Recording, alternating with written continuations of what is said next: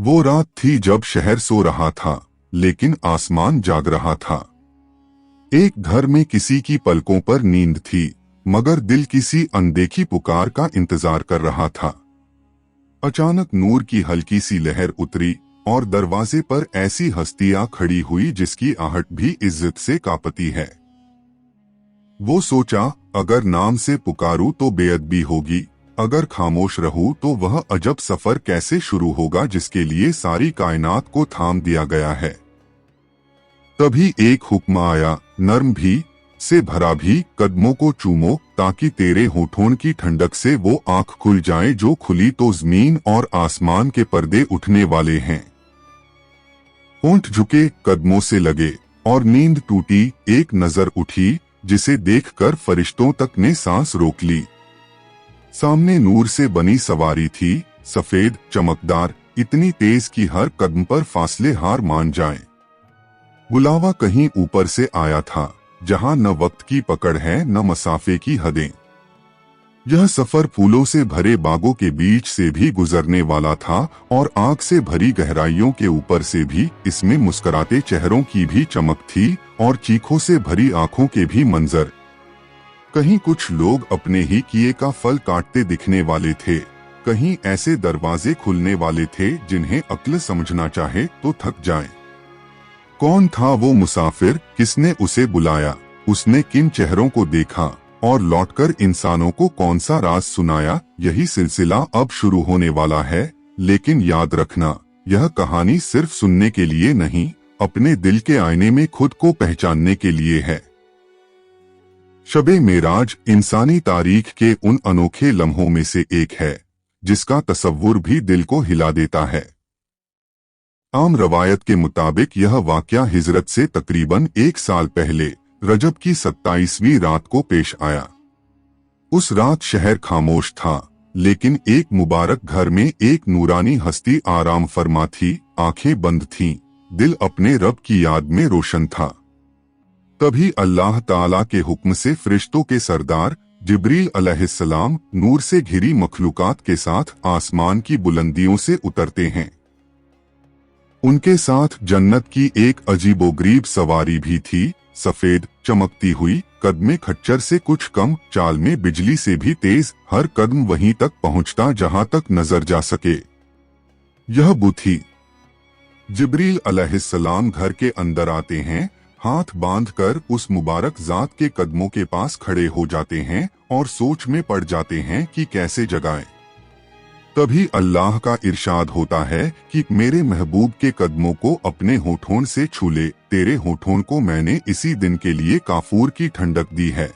वह झुकते हैं, कदमों को चूमते हैं, होठों की ठंडक उस पाक जात की आंखों तक पहुंचती है और नींद की परतें हट जाती हैं। आप दिलनवाज अंदाज में पूछते हैं, ऐ जिब्रील किस लिए आए हो? वह अर्ज करते हैं, आपको आपके रब की खास मेहमानी के लिए बुलावा आया है। इसके बाद वो आपके सामने लाई जाती है, आप सवारी फरमाते हैं और जिब्रील साथ हो लेते हैं। सफर शुरू होता है, नूर और बरकतों से भरा हुआ। रास्ते में एक जगह आप रुकते हैं, नमाज अदा करते हैं। जिब्रील अर्ज करते हैं, यही वह सरजमीन है जहां आप बाद में हिजरत फरमाएंगे। दूसरी जगह तूर की वह वादी आती है जहां कभी कलाम इलाही हजरत मूसा अलैहिस्सलाम पर नाजिल हुआ था। तीसरी जगह वह मुक़द्दस सरजमीन है जहां हजरत ईसा अलैहिस्सलाम की पैदाइश हुई। आखिरकार वो आपको बैतुल मुक़द्दस के करीब ला पहुंचाती है। आप बुसे उतरते हैं और उसे उसी हलबे में बांधते हैं जहां आपसे पहले वाले अंबिया अलैहिमुस्सलाम अपनी सवारियां बांधा करते थे। फिर आप उस मुक़द्दस इमारत में दाखिल होते हैं। वहां नूर की एक अनोखी जमावट है। शुरू से लेकर उस वक्त तक जितने भी पैगंबर दुनिया में तशरीफ लाए, उन सब की अरवाह किसी न किसी अंदाज में मौजूद हैं। नमाज के लिए सफ़े बांधी जाती हैं और सब इकट्ठा होकर आपको आगे बढ़ाते हैं। आप इमाम बनकर सबको नमाज पढ़ाते हैं। यह मंजर बताता है कि नबूवत की सारी तार एक ही सरदार पर आकर मुकम्मल होती है। इसी के बाद आपके सामने 3 प्याले पेश किए जाते हैं, एक में पानी, दूसरे में दूध, तीसरे में शराब। आप दूध का प्याला उठाते हैं, एक घूंट में पी लेते हैं। जिब्रील अलैहिस्सलाम मुस्कुराकर अर्ज करते हैं, आपने फितरत और सादगी का रास्ता पसंद किया, आपकी उम्मत के लिए भी यही सीधी राह मुकर्रर होगी। इसके बाद एक नूरानी सीढ़ी आपके सामने लाई जाती है, उसी को मेराज कहा जाता है। आप जिब्रील के साथ उस सीढ़ी पर कदम रखते हैं और आसमानों की तरफ सफर शुरू होता है। पहले आसमान पर पहुंचकर दरवाजा खटखटाया जाता है। फरिश्ते पूछते हैं, कौन है? जिब्रील अपना नाम बताते हैं। फिर पूछा जाता है, तुम्हारे साथ कौन है? वह कहते हैं, मोहम्मद, अल्लाह के रसूल। तस्दीक होने पर दरवाजा खुलता है। नूर के क्वाफिल आपका इस्तकबाल करते हैं। वहां आप एक बुजुर्ग शख्स को देखते हैं जिनका कद, चेहरा, जिस्म सब इंसानी बनावट का मुकम्मल नमूना है। न कमी, न ज्यादी, न कोई नुक्स। जिब्रील बताते हैं, यह आपके जद्दे अव्वल आदम अलैहिस्सलाम हैं। आप देखते हैं कि उनके दाएं और बाएं दोनों तरफ बेहिसाब रूहें हैं। वह दाएं देखते हैं तो चेहरा दमक उठता है, मुस्कुराते हैं। बाएं देखते हैं तो आंखें भीग जाती हैं। मालूम होता है कि दाएं जानिब नेक औलाद की रूहें हैं, जिन्हें देखकर वह खुश होते हैं, और बाईं तरफ गुनहगार औलाद की रूहें हैं, जिन्हें देखकर गमगीन हो जाते हैं। अब आपको अलग अलग मंजरों का मुशाहिदा कराया जाता है ताकि उम्मत के सामने यह हकीकत खुल जाए कि दुनिया में किए गए काम आखिरत में कैसी शक्ल इख्तियार कर लेते हैं। आप देखते हैं कि कुछ लोग खेत काट रहे हैं। जितना काटते हैं उतनी ही फसल तुरंत फिर से उग आती है और ज्यादा हो जाती है। पूछा जाता है, ये कौन है? जवाब मिलता है, यह वो लोग हैं जो अल्लाह की राह में अपने जान और माल के साथ संघर्ष करते रहे। उनकी नेकी का सवाब कई गुना बढ़ाकर लौटाया जाता है। एक और जगह कुछ लोग नजर आते हैं जिनके कपड़ों पर आगे और पीछे जगह जगह पैबंद हैं और वह जानवरों की तरह झुककर घास चर रहे हैं। बताया जाता है, ये वे लोग हैं जिन्होंने अपनी दौलत में से न ज़कात दी, न खैरात। दुनिया में माल की गर्मी पसंद की, अब उन्हें इस तरह की जिल्लत भरी भूख नसीब हुई है। फिर आप एक आदमी को देखते हैं जो लकड़ियों का बहुत बड़ा गट्ठर इकट्ठा कर चुका है, खुद उठा नहीं पाता मगर उस पर और लकड़ियां लादता जा रहा है। पूछा तो मालूम हुआ यह वह शख्स है जिस पर जिम्मेदारियां, अमानतें डाली गईं, मगर उसने उन्हें निभाने के बजाय और बोझ अपने ऊपर ले लिया। न एक अमानत ठीक से उठाई, न किसी बोझ का हक अदा किया। एक और मंजर में कुछ लोगों की ज़बान और होंठ आग की कैंचियों से काटे जा रहे हैं, फिर भी दोबारा उग आते हैं और फिर काटे जाते हैं। बताया जाता है, यह वो लोग थे जो अपनी तकरीरों, अफवाहों और गैर जिम्मेदार बातों से फसाद बर्पा करते, लोगों के दिलों में नफरत के बीज बोते थे। अब उनकी ज़बानें ही उनके लिए अजाब बन गई हैं। फिर एक सख्त पत्थर नजर आता है जिसमें छोटा सा सुराख है, उससे एक मोटी सी बेल बाहर निकलती है और फिर उसी तंग जगह में वापस घुसने की कोशिश करती है, मगर जा नहीं पाती। जिब्रील अलैहिस्सलाम अर्ज करते हैं, यह उस बात की मिसाल है जो इंसान कभी बिला सोचे समझे कह देता है, बाद में तौबा करता है, चाहता है शब्द वापस ले ले, मगर वो तीर चल चुका होता है। आगे बढ़ते हैं तो कुछ लोग दिखाई देते हैं जो अपने ही जिस्म का गोश्त नोच नोच कर खा रहे हैं। कहा जाता है, ये गीबत करने वाले, दूसरों की इज्जत उछालने वाले लोग हैं जो दुनिया में अपने भाई की पीठ पीछे उसकी आबरू का गोश्त खाते रहे।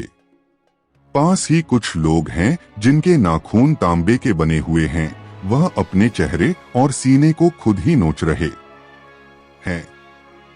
मालूम होता है ये वो लोग हैं जो चुगली और बदज़बानी से लोगों के दिल ज़ख्मी करते रहे, रिश्तों को तोड़ते रहे।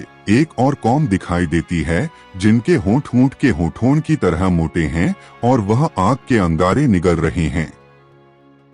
जिब्रील बताते हैं, ये वे हैं जिन्होंने यतीमों का माल हजम कर लिया, उनके हक को अपनी दुनिया की साज सज्जा में जला दिया। अब वही माल आग बनकर उनके पेट में उतर रहा है।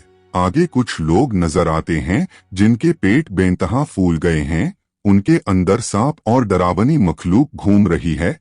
वह उठना चाहते हैं मगर न उठ पाते, न एक कदम चल पाते। पूछा जाता है, ये कौन है? जवाब मिलता है, ये सूदखोर हैं जिन्होंने ब्यास को अपना आसरा बना लिया था। अब उनके पेट अजाब का घर बन गए हैं। फिर आप देखते हैं कि कुछ मर्दों और औरतों के सामने एक तरफ नरम, पाक और लजीज गोश्त रखा है, दूसरी तरफ सड़ागला बदबूदार गोश्त, लेकिन वह अच्छे गोश्त को छोड़कर सड़ा हुआ गोश्त खा रहे हैं। जिब्रील अलैहिस्सलाम कहते हैं, ये वे लोग हैं जिन्होंने हलाल शौहरों और हलाल बीवियों को छोड़कर हराम रिश्तों में अपने नफ्स की आग बुझाई। कुछ औरतें दिखती हैं जो अपने सीने के बल उल्टी लटकी हुई हैं। बताया जाता है, ये वो हैं जिन्होंने अपनी औलाद की निस्बत में खियानत की। ऐसे बच्चों को अपने शौहरों की तरफ मंसूब किया जो उनके न थे। इन्हीं मजरों के दरमियान एक ऐसा फरिश्ता भी नजर आता है जिसका चेहरा सख्त, नूर तो है मगर मुस्कान नहीं। जबकि अब तक जितने फरिश्ते दिखे थे सबके चेहरे पर नर्म लहजा झलकता था। आप पूछते हैं, ए जिब्रील ये कौन है? वह अर्ज करते हैं, यह मालिक हैं दोख के मुहतमिम। यह सुनकर आप दोज़ख का मंजर देखने की ख्वाहिश जाहिर करते हैं। एक इशारे से पर्दा हटता है। जहन्नम की आग अपने पूरे जोश के साथ नजर आती है। लपटें जो मानो आसमान तक जा पहुंची हों, चिंगारियां जो पहाड़ों की तरह उछलती हों, आवाजें जो इंसान के दिल को हिला दें। लेकिन उसी आग के सामने भी आपका दिल अपनी उम्मत के लिए रहमत और दुआ से भरा रहता है। फिर सफर आगे बढ़ता है। दूसरे आसमान पर आप दो नूरानी नौजवान अंबिया से मुलाकात करते हैं। उन्हें याह्या और ईसा अलैहिमुस्सलाम के नाम से पहचाना जाता है। तीसरे आसमान पर हुस्नो-जमाल के मालिक यूसुफ अलैहिस्सलाम से मुलाकात होती है। चौथे पर इदरीस, पांचवें पर हारून और छठे आसमान पर आप हजरत मूसा अलैहिस्सलाम से मिलते हैं। वह आपकी आमद पर खुश भी होते हैं और फिर रिल्लाते हुए यह एहसास बयान करते हैं कि आपकी उम्मत की तादाद और दायरा उनकी उम्मत से ज्यादा होगा। सातवें आसमान पर आप बैतुल मामूर को देखते हैं, जहां हर रोज बेहिसाब फरिश्ते इबादत के लिए दाखिल होते हैं। उनके बाद किसी और की बारी आती है। उसी के पास आप हजरत इब्राहीम अलैहिस्सलाम से मिलते हैं, जो एक बाग के साये में बैठे आपकी उम्मत के लिए दुआ कर रहे होते हैं। यहाँ से सफर और बुलंद होता है और आप सिदरतुल मुंतहा के करीब पहुँचते हैं। वह हद जहाँ से आगे मखलूकात के कदम रुक जाते हैं और जहाँ से पूरे आलम के लिए हुक्म इलाही रवाना होते हैं। सिदरा का मंजर बयान से बाहर है। पत्तों पर नूर की चादर, जड़ों से अजब तरह की किरणें, चारों तरफ एक ऐसी रोशनी जो आंखों को आकर भी दिल को सुकून देती है। जिब्रील अलैहिस्सलाम यहीं ठहर जाते हैं और अर्ज करते हैं, अगर मैं इससे आगे बढ़ा तो जल जाऊंगा। अब यहाँ से आप तन्हा अपने रब की बारगाह की तरफ तशरीफ ले जाएं। आप आगे बढ़ते हैं। रास्ता नजर से नहीं, यकीन से तय होता है। वहाँ आपको जन्नत की झलक दिखाई जाती है। ऐसे बाग जहाँ न खत्म होने वाली बहार है, पेड़ जिनकी डालियां मोती और याकूत से सजी हैं, नहरें जिनमें साफ पानी, दूध, शहद और पाक पेय बह रहे हैं, महल जो इंसानी तसव्वुर से भी ज्यादा खूबसूरत हैं। लेकिन आपकी नजर हर नेमत से बढ़कर अपनी उम्मत के हाल पर टिकी रहती है। फिर एक ऐसा मकाम आता है जहां पर्दे उठते हैं और बारगाह सामने होती है। अल्लाह ताला आपको अपने खास करम से हमकलामी का शरफ अता फरमाता है। वहां जो बातें होती हैं उनका सारा राज इंसानी ज़बान में कैद नहीं हो सकता, मगर इतना मालूम है कि वही नमाज आपकी उम्मत के लिए तोहफे की तरह फर्ज की जाती है। पहले 50 नमाजें मुकर्रर होती हैं। वापसी में हजरत मूसा अलैहिस्सलाम के मशवरे पर आप बार बार अर्ज करते हैं कि उम्मत कमजोर है, इतना बोझ न उठा पाएगी। हर बार तादाद कम होती है, यहाँ तक कि 5 रह जाती हैं, मगर फ़िल इलाही यह है कि उन 5 का सवाब 50 के बराबर लिखने का वादा होता है। वहीं आपको यह भी बताया जाता है कि जिसने नेकी का सिर्फ इरादा किया उसके लिए एक नेकी लिख दी जाती है, जब अमल करेगा तो कई गुना सवाब, और जिसने बुराई का इरादा किया उसके नामअमल में कुछ नहीं लिखा जाएगा, यहाँ तक कि जब वह उसे अंजाम दे तभी उसके लिए एक गुनाह दर्ज होगा। सूरह बकरा की आखिरी आयतें आपके दिल पर नाजिल होती हैं, जिनमें ईमान वालों के लिए तस्कीन, दुआ और रहमत के खजाने छुपे हैं। इन सब रहमतों और तोहफों के साथ आप वापस लौटने लगते हैं। वही सिदरा, वही आसमान, वही नूरानी रास्ता, वही बैतुल मामूर, वही अंबिया की सलामी। फिर आप बैतुल मुक़द्दस पहुंचकर एक बार फिर तमाम पैगंबरों की इमामत में नमाज अदा फरमाते हैं और फिर बुपर सवार होकर मक्का की तरफ रुख करते हैं। सफर इतना तेज होता है कि रात अभी खत्म नहीं हुई और आप अपनी जगह पर वापस पहुंच चुके होते हैं।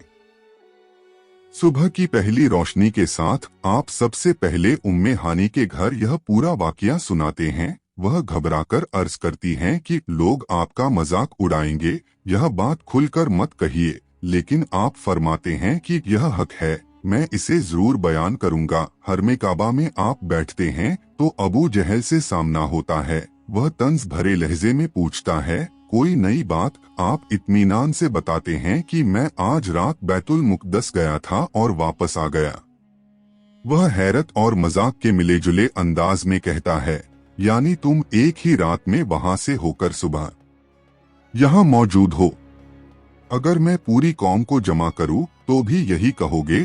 आप बेखौफ जवाब देते हैं, हाँ मैं यही कहूंगा। वह आवाजें लगाकर कुरैश के सरदारों और लोगों को जमा करता है। सब इकट्ठा हो जाते हैं। आप पूरी सच्चाई के साथ सफर मेराज का जिक्र शुरू करते हैं। बु की सवारी, बैतुल मुक़द्दस में नमाज, आसमानों की सैर, अंबिया से मुलाकात, दोस्त और जन्नत के मंजर, और आखिर में नमाज का तोहफा। कुछ लोग तालियां बजाकर हंसते हैं, कुछ ताने कसते हैं, कुछ कहते हैं 2 महीने का सफर और वह भी एक ही रात में, यह कैसे मुमकिन है? कमजोर ईमान वाले कुछ लोग डगमगाते हैं, यहाँ तक कि कुछ पीछे हट जाते हैं। फिर वे लोग आगे बढ़ते हैं जो तिजारत के सिलसिले में बैतुल मुक़द्दस जा चुके थे। वह कहते हैं, अगर तुम सच कहते हो तो उसका नक्शा हमारे सामने बयान करो। उसी वक्त अल्लाह ताला बैतुल मुक़द्दस का मंजर आपके सामने कर देता है। आप एक एक दरवाजे, एक एक खिड़की, एक एक खंभे, यहाँ तक कि छोटी छोटी बारीकियों तक इस तरह बयान करते हैं जैसे सामने देख रहे हों। जो लोग वहां जा चुके थे दिल ही दिल में मानने पर मजबूर हो जाते हैं कि नक्शा बिल्कुल सही है। फिर आप कुछ काफिलों का जिक्र करते हैं जिन्हें आपने रास्ते में देखा था, किस वादी में उनका ऊंट भटक गया था। आपने किस तरह उन्हें बताकर रास्ता दिखाया, किस काफिले के बर्तनों से आपने पानी पिया और प्याला उसी तरह रख दिया कि पहचान हो सके कि किसी ने उससे पानी लिया है। कुछ ही दिन में जब वे काफिले मक्का पहुंचते हैं, लोग उनसे तफसील पूछते हैं और वे तस्दीक कर देते हैं कि जो कुछ बयान किया गया था सब सच था। अब जुबानें तो खामोश हो जाती हैं, लेकिन जिन दिलों पर हठ की मुहर लगी है वे फिर भी सोचते रहते हैं, यह कैसे हुआ होगा। आज भी बहुत से लोग यही सवाल करते हैं। मगर जो लोग इस वाकया को सिर्फ अक्ल से नहीं, ईमान और मोहब्बत की आंख से देखते हैं, उनके लिए मेराज यह पैगाम है कि जब बंदा अपने रब से सच्चा रिश्ता जोड़ ले तो वक्त, मसाफा, मजबूरी सब जंजीरें टूट जाती हैं। रोज की 5 नमाजें उसी मेराज की छोटी छोटी झलकें हैं। हर सजदा उस बुलंदी की तरफ एक कदम है जहां इंसान अपने रब से तन्हा कलाम करता है। जन्नत और दोज़ख के मंजर हमें डराने के लिए नहीं, जगाने के लिए हैं, ताकि हम जान लें कि हमारे आमाल ही हमारा कल बनते हैं। अगर ज़बान को पाक रख लें, माल को साफ रखें, नजर और नफ्स को हद में रखें, तो उम्मीद की जा सकती है कि कल हमारे लिए जन्नत की ठंडी हवाएं हों, न कि जहन्नम की तपिश। यह दास्तान बस सुनकर भूल जाने के लिए नहीं, अपने अंदर बदल जाने के लिए है। कृपया हमारे चैनल को सब्सक्राइब करें और बेल आइकन दबाएं ताकि हर नई कहानी आप तक आसानी से पहुंचती रहे। अगर आपको यह कहानी पसंद आई तो इसे लाइक करें, अपने दोस्तों के साथ शेयर करें और कमेंट में अपनी राय जरूर बताएं।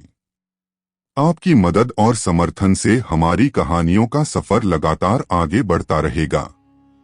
अगली कहानी में फिर मुलाकात होगी। साथ बने रहें और हर कहानी का आनंद लें।